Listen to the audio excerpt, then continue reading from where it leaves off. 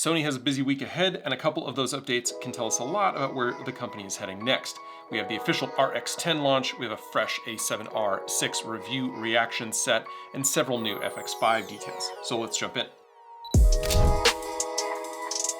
I'm Joseph Blake, professional photographer, videographer, and someone who can spend 20 minutes discussing the ethical implications of a new autofocus system. So Sony just officially revived one of its most unusual cameras, and it did it in a pretty serious way. The RX10 V or 5 is officially here after nearly 9 years, and it looks less like a minor refresh and more like a real performance update. Let's start with what hasn't changed, because that part actually matters.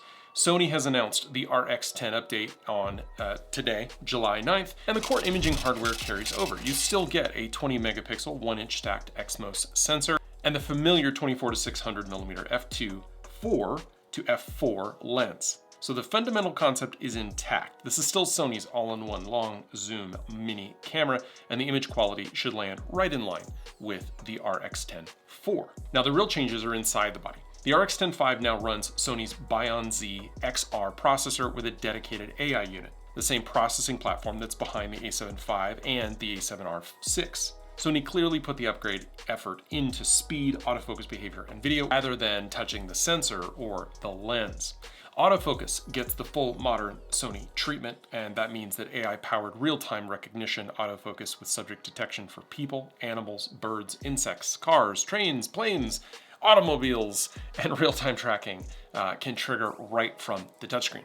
Now, for a camera built around reach without carrying a bag full of lenses, smarter subject recognition really fits here with the use case. Speed is also a headline now, not a maybe. Burst shooting jumps from 24 to 30 frames per second, and that 30 frames per second mode is full blackout free with 60 autofocus exposure calculations per second. There is no pre-capture mode here, which is worth noting, but for wildlife and sports on a fixed lens, I mean, that is a huge step up in terms of speed. And then we look at video, which is where things get really interesting. The RX10 V is recording at 4K at 120, and it adds support for S-Log3 and lets you import up to 16 of your own LUTs to preview and look at on the spot. Sony also improved the built-in stabilization, so handheld walking footage smooths out. And that moves the RX10 much closer to Sony's current hybrid feature set for travel, wildlife, events, and run and gun work. The physical redesign is also just as clear. The body borrows heavily from the Alpha line with a deeper grip, a dedicated autofocus joystick, 3 control dials, a control wheel, and new top dials for photo, video, slow and quick selections, plus an AF on button. The viewfinder also steps up to a sharper half-inch 3.69 million dot panel, and Sony finally moved from the old battery to the new modern NP FZ100, which adds more than 50% to the battery life. One disappointment, however, is going to be the rear screen still only tilts. It's not the flip-out 5-axis that we've seen in some of the other Alpha bodies. So the execution here looks really strong, but the debate's going to be on price. The RX10 is going to land at a suggested $2299 in the United States. That's a $2,300 camera with availability in August. That's a lot to ask for a 1-inch sensor camera, and a lot of the early reaction is focused right there on the price. Now, if the reach, the speed, and the video matters for how you shoot, this might be a super capable version of a very popular Sony-style camera. The question is whether or not the price is going to make sense for you as a creator with that 1-inch sensor. Now, as a creator, if you want to see my work outside the studio, I've got real shoots, real light, and I share the work that I do on Instagram. I also post behind the scenes, finished shoots, and editing examples. It's a current look at what I'm shooting and how I'm working day to day as a professional photographer. I'll put a link up here in the description and in the pinned comment. Next, Sony's new high-resolution body is getting a very clear early reaction. The A7R6 is not just landing as a detail monster, it's landing as a camera that seems to punch much harder on speed than that line usually does.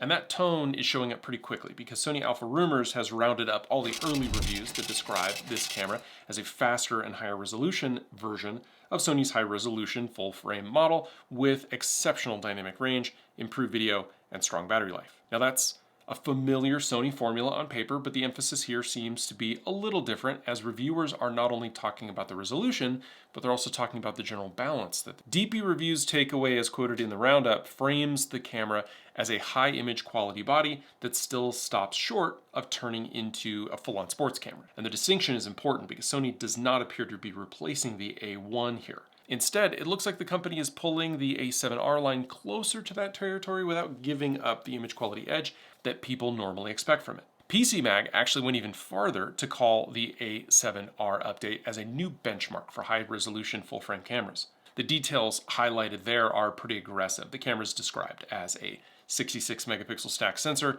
shooting up to 30 frames per second and pairing that with a top-tier autofocus system, strong video features, and a combination that holds up in broader testing. Right? Sony has definitely moved the series into a much more hybrid position than the R bodies previously occupied. Now, that's a key shift here in terms of how this camera is being received. For years, the R series told you the most important thing, resolution, right? The speed came second. Here, speed seems to be part of the headline. And when you combine stacked sensor performance with 30 frame per second shooting, the camera starts to look a lot less like a specialist tool and more like a body that can cover a wider range of professional work. Now, Dustin Abbott is also included in the early review wave, which adds to the sense that Sony really wanted this camera in front of reviewers who test both image quality as well as real-world usability. The A7R update is getting framed as a camera that tries to give you very high resolution without the usual trade-offs in responsiveness. And that can make this one of Sony's most strategically important full-frame releases in quite a while. If you've been waiting for the A7R update and hoping that it would feel a little less specialized, then this early reaction is going to point you in that direction. Now, let's move over to the cinema side of things because the FX5 story is continuing to narrow down and get more specific, and the latest update that we have gives us a much clearer look at the confirmation of sensor, recording layout, and a number of other items. Now, first, we're going to start with the sensor itself because Sony is showing official wording of a 16.6 megapixel full frame BSI stacked CMOS sensor, and that language also points to a wide latitude for high-speed readouts. That is a very direct description of what this camera, or of what Sony wants this camera to be.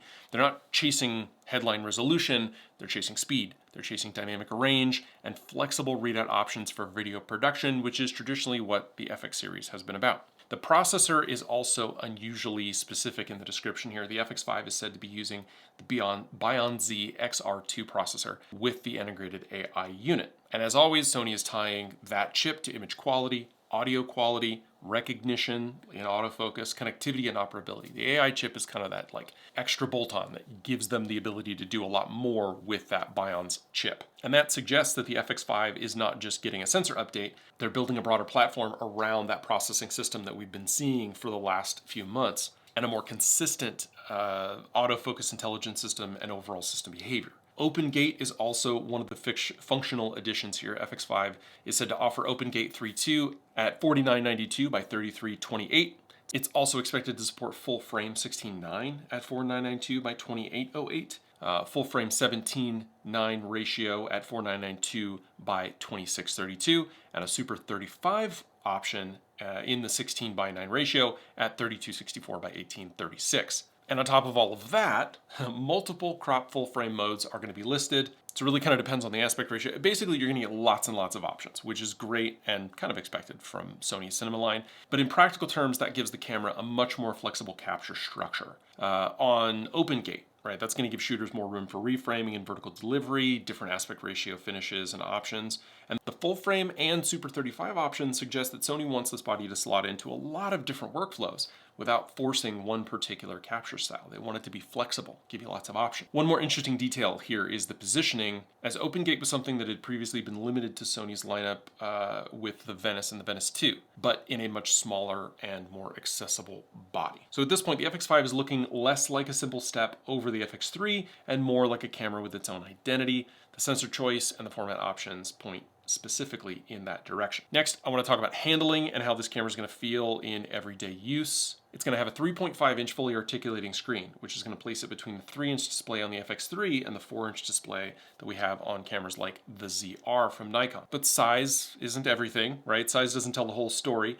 More interesting here is how the display will be used, as what we're hearing is that this is going to be a 16:9 panel similar to the one on the Burano. And if that's accurate, then the FX5 isn't just getting a larger screen. It's getting a screen format that favors widescreen shooting. And that's going to give you more usable screen area than the FX3, roughly about a centimeter more in each direction. There's a trade-off though here, especially if you end up using OpenGate, because the screen is going to be less tall and the image is going to look smaller if you're shooting in open. So it's not a universal upgrade. I think the assumption here is that most users are going to be in widescreen, but if you're going to shoot OpenGate, you have the option, but the screen is going to minimize your access. But honestly, if you're shooting with an FX5 and you're shooting in OpenGate, you probably have an external monitor, right? If you're buying a camera that has a fully stacked sensor, does OpenGate 5K in a 3.2 format, has a triple base ISO, false color, and a Venice style menu system with internal raw recording, I think external monitor is probably something that you can deal with if you're going to be shooting in that OpenGate mode. But speaking of external recorders and all the other gear that you would attach to a camera like that, I get a lot of questions about that type of gear.